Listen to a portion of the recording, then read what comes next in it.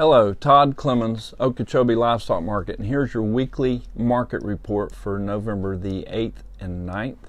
Tomorrow is Veterans Day. Today's the 10th. Tomorrow's Veterans Day. Thank you to you veterans who made all this possible for us, and we have our freedom because of you. We thank you, and we should tell you that every day and all the time. But we have a great country, and we have people that are willing to put their life on the line for our freedom, and we appreciate that so much. Well, that's Thursday. Today's Wednesday. We're going to talk about the market and the market conditions.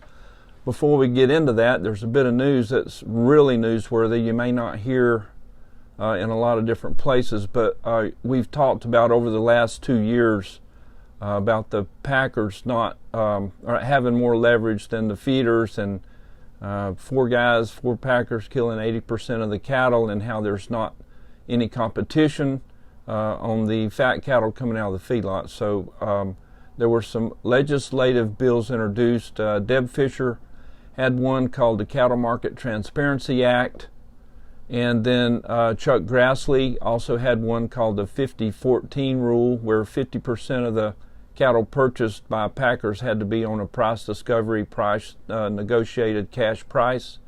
Well, those two people, Fisher and Grassley, who had co-sponsors John Tester and Ron Wyden from Oregon, co-sponsor these bills. That's bipartisan, Democrat and Republicans meshed both the Fisher bill and the Grassley bill together and came up with what they call the Cattle Price Discovery and Transparency Act. This bill was introduced yesterday in the House Ag Committee, and so it's going to be looked at. There's a lot of support. It's bipartisan. There are a lot of bullet points of what's entailed there, and I'm not going to go into depth about that. But if you want to look it up, it's called the Cattle Price Discovery and Transparency Act, and we hope that it gets passed. It's going to help the producers. It's going to help us here in Okeechobee, Florida. It's going to put more money back into the producers' pockets, we really believe, by creating more of a competition for cattle coming out of the feedlots. There was another bit of legislation, too, that passed through the big $2 trillion bill that Biden had that went through. There was a little piece of legislation in there concerning the cattle haulers. And you know that they can't be out on the road more than a certain period of time, then they have to stop and rest and all that. And well, when you're hauling cattle from Florida to Texas, you can't stop. I mean, they need to get on and get out there and get off that truck. It's just a long way to go. So there was a piece of legislation there on the cattle hauling deal, which gave those truckers a 300-mile extension on, or 150 mile on one end and 150 mile on the other, so that if they get within 150 miles of their destination and their clock has run out, so to speak, then they can continue on. Anyway, it's good for us. We had to have that. We're so far removed from everything. So that was one of the good things that came out of that big bill.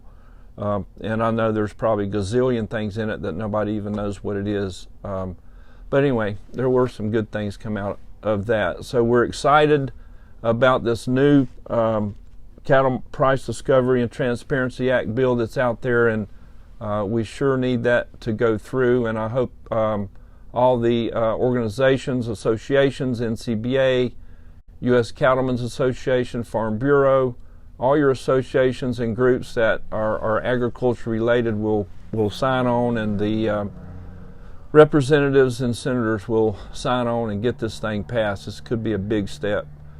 Having said that, looking at the futures, Cattle Futures Board has been up really good, and fat cattle prices have also been up pretty good too. We have got up to that $1.30 level for fat cattle, and beef demand is extremely high, and we've worked through all this inventory that we've been gobbled up with for the last year, and things are getting more current.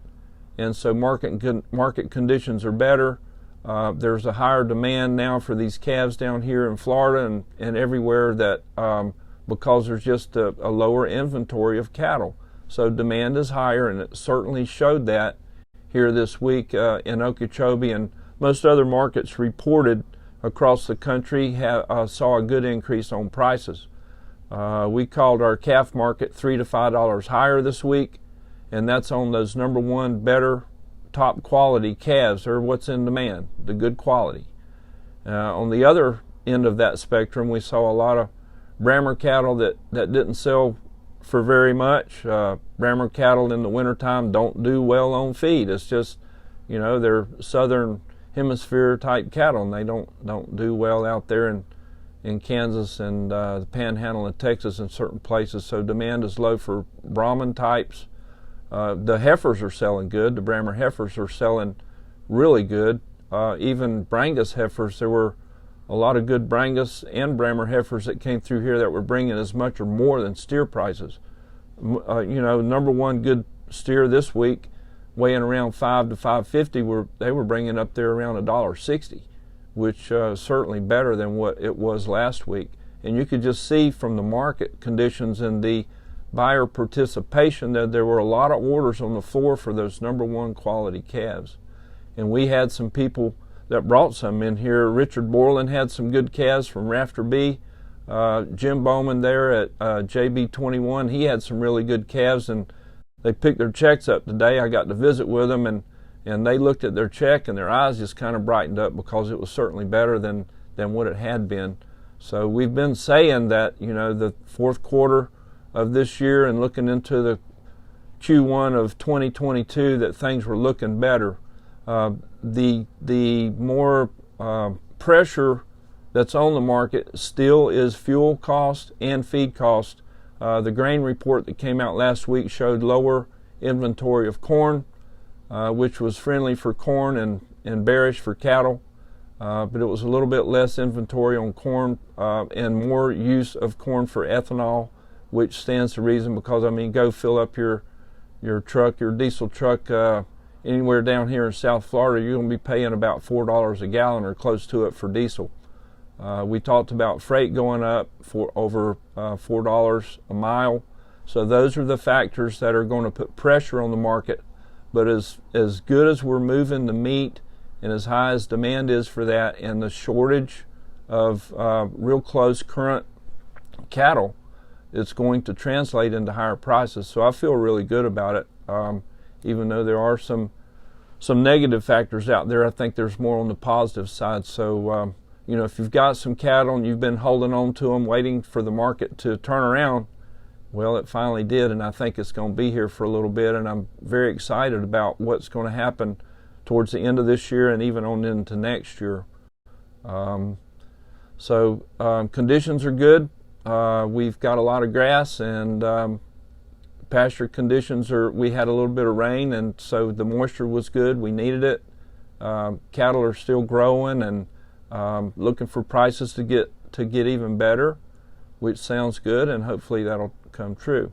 So for the high prices this week, we had a little calf from Gretchen over there at Sable Ridge in Clewiston. She had a little calf that weighed 225 pounds that brought $2.35, bought by Rush Creek. And on the slaughter cow side, Okeechobee Cattle right here in Okeechobee had a 1,345 pound cow that brought $70.50, bought by Florida Beef. That's your market report. Thank you.